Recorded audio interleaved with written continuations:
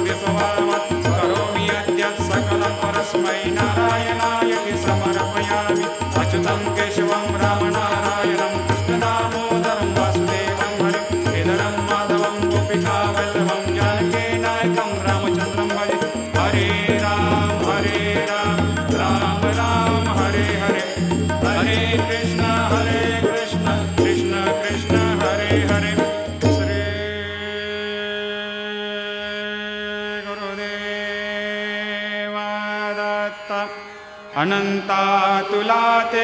कसे रे स्तवावे, अनंता तुला ते कसे रे नमावे, अनंता मुखाचा शिने शेष गाथा, नमस्कार साष्टांग श्री साईनाथा,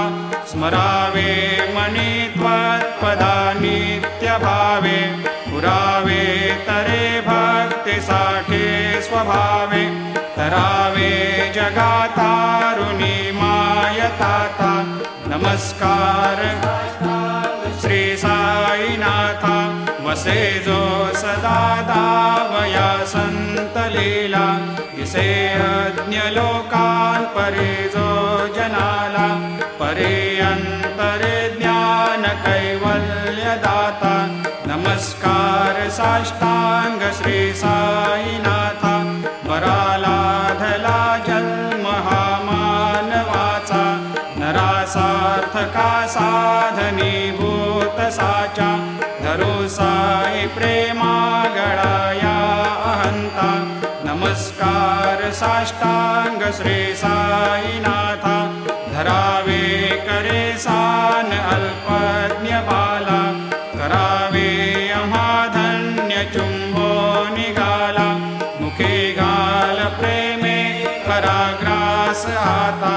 नमस्कार श्री साईनाथा, सुराधिक ज्यांच्या पदा वंदिताते, शुकाधिक ज्यांते समानत्व देते,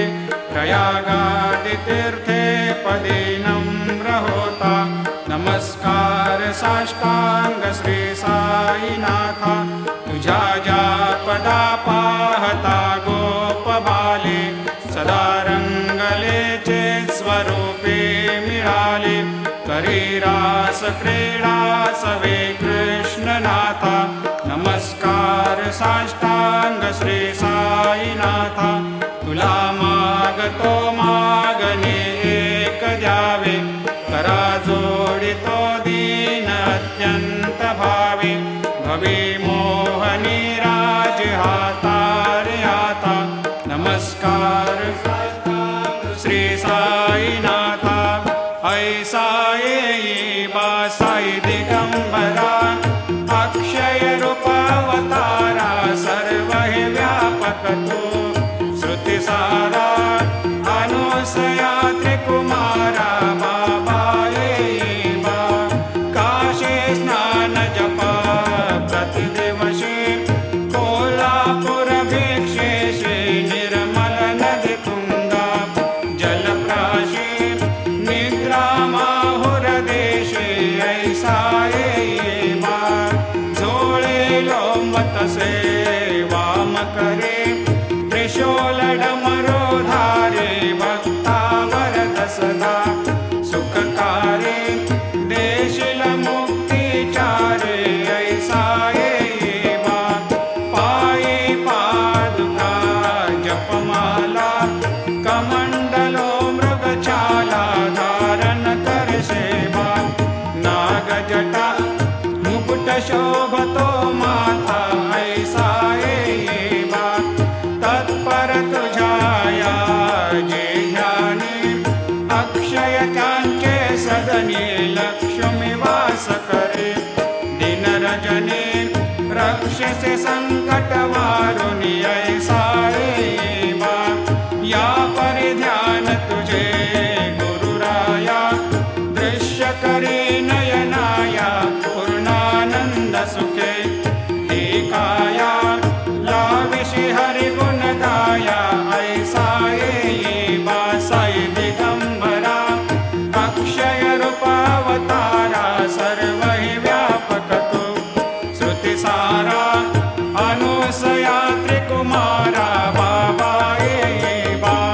सदा सस्वरूपं चिदानन्दकन्दं, जगत्सम्भवस्थान संहार हेतुं, स्वभक्तेच्छया मानुषं दर्शयन्तं, नमामीश्वरं सद्गुरुं साईनाथं, भवद्वांतविध्वंसमार्तण्डमीड्यं, मनोवागतीतं मुनिर्ध्यानगम्यं, जगद्व्यापकं निर्मलं निर्गुणत्वां नमामीश्वरं सद्गुरुं साईनाथं भवाम्भोधिमग्नार्दितानां जनानां स्वपादाश्रितानां स्वभक्ते प्रियाणां समुद्धारणार्थं कलौ सम्भवन्तं नमामीश्वरं सद्गुरुं साईनाथं सदा निम्बवृक्षस्य मूलाधिवासात् सुधास्राविणं तेक्तमप्यप्रियन्तं तरुं कल्पवृक्षाधिकं साधयन्तं नमामीश्वरं सद्गुरुं साईनाथं सदा कल्पवृक्षस्य तस्याधिमूले भवद्भावबुद्ध्या सपर्यादिसेवां नृणां कुर्वतां भोक्तिमुक्ते प्रदन्तं नमामीश्वरं सद्गुरुं साईनाथं अनेकाश्रुता तर्क्यलीलाविलासै समावेशकृतेषान् भास्वत्प्रभावम् अहं भावहीनं प्रसन्नात्मभावं नमामीश्वरं सद्गुरुं साईनाथं सतां विश्रमाराममेवाभिरामं सदा सज्जनैः सस्तुतं सन्नमद्भिः जनामोददं भक्तभद्रप्रदन्तं नमामीश्वरं सद्गुरुं साईनाथं अजन्माद्यमेकं परब्रह्म साक्षात् स्वयं सम्भवं राममेवावतीर्णं भवद्दर्शनात् सम्पुनीतप्रभोऽहम् नमामीश्वरं सद्गुरुं साईनाथं श्रीसाईश कृपानिधेऽखिलनृणां सर्वार्थसिद्धिप्रदा युष्मत्पादरजप्रभावमतुलं धातापि वक्ता क्षमः सद्भक्त्या शरणं कृताञ्जलिपुट सम्प्रापितोऽस्मि प्रभो श्रीमत्साई परेशपादकमलान् न्यान्यच्छरण्यं मम सायिरोपधर रागोत्तमं भक्तकामविबुधद्रुमं प्रभुं माययोपतचित्तशुद्धये चिन्तयाम्यहमर्निशं मुदा शरत्सुधांशुप्रतिमं प्रकाशं कृपातपत्रं तव साईनाथ त्वदीयपादाब्जसमाश्रितानां स्वच्छायया तापमपाकरोतु उपासनादैवत साईनाथ स्तवैर्मयोपासनिना स्तुतस्त्वं रमेन्मनोन्मे तव पादयुग्मे भृङ्गो यथाब्जे मकरन्दलुब्धा अनेकजन्मार्जितपापसंशयो भवेद्भवत्पादसरोजदर्शनात् क्षमस्व सर्वान्धपरान्धपुञ्जकान् प्रसेद साये सद्गुरो दयानिधे श्रीसाईनाथ चरणामृतपोतचित्तास्तत्पादसेवनरतः सततं च भक्त्या संसारजन्यदुनितोर्धवनिर्गतास्ते कैवल्यधाम परमं समवाप्नुवन्ते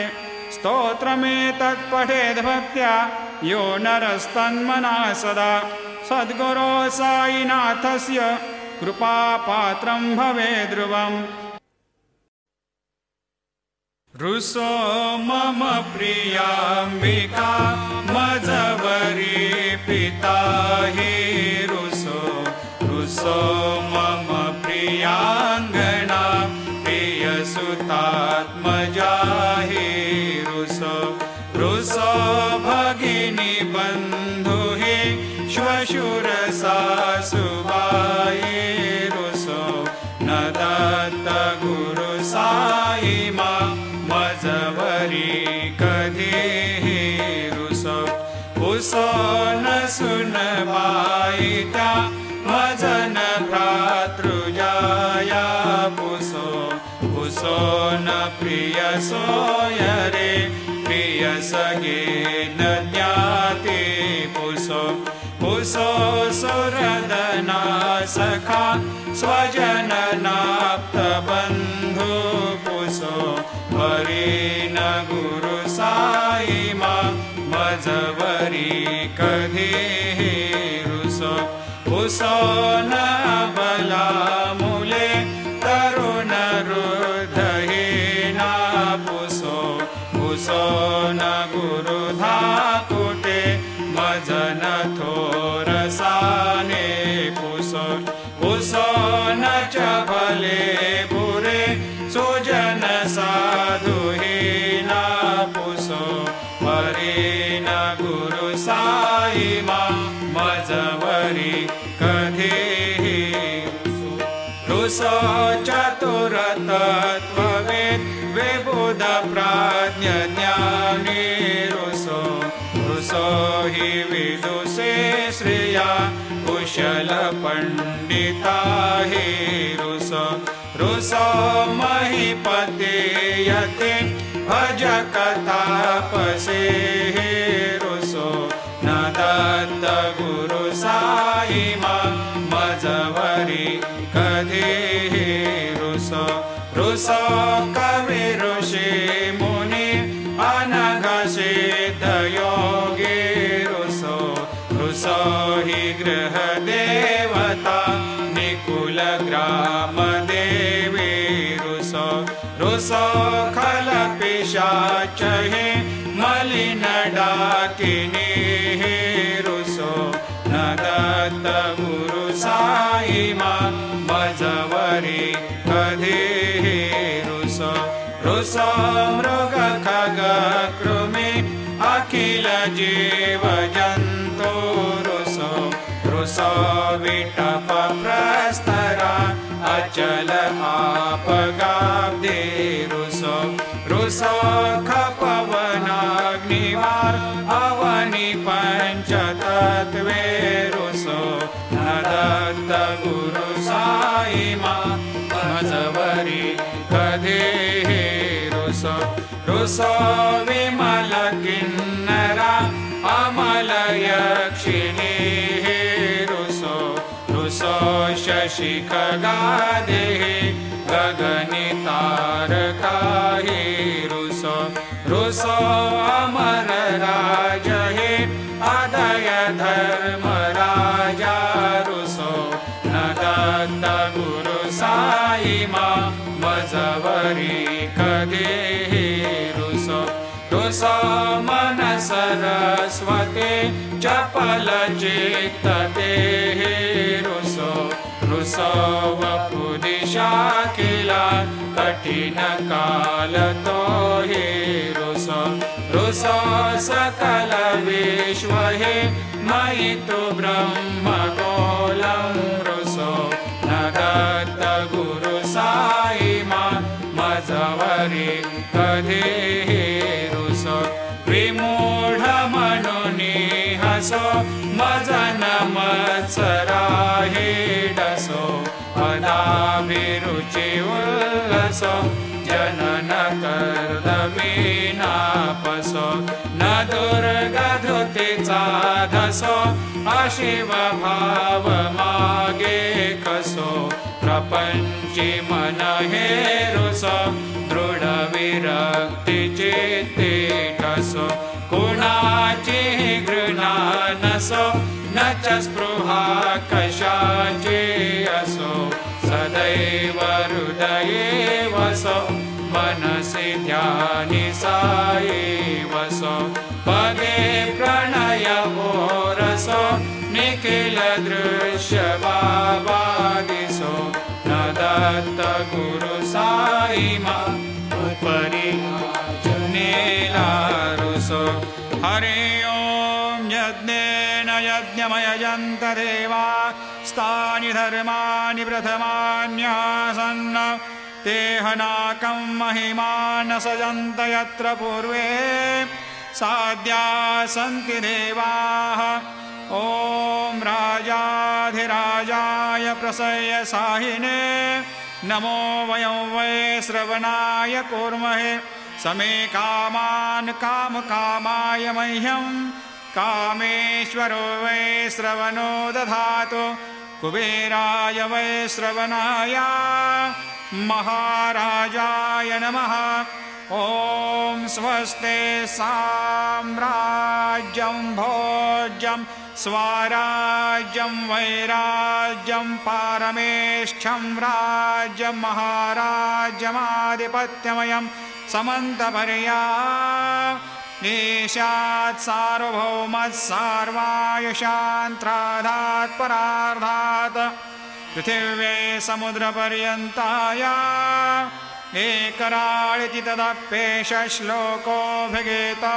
मरुतः परिवेष्टारो मरुतस्यावसङ्ग्रहे आवीक्षितस्य कामप्रेर्विश्वे देवा सभासदैते श्रीनारायण वासुदेवाय सच्चिदानन्द सद्गुरु साईनाथ महाराज की जय। करचरणकृतं वा कायजं कर्मजं वा श्रवणनयनजं वा मानसं वा अपराधं विहितमविहितं वा सर्वमेतत्क्षमस्व। जय जय करुणाब्धे श्री प्रभो साईनाथ श्री सच्चिदानंद सद्गुरु साईनाथ महाराज।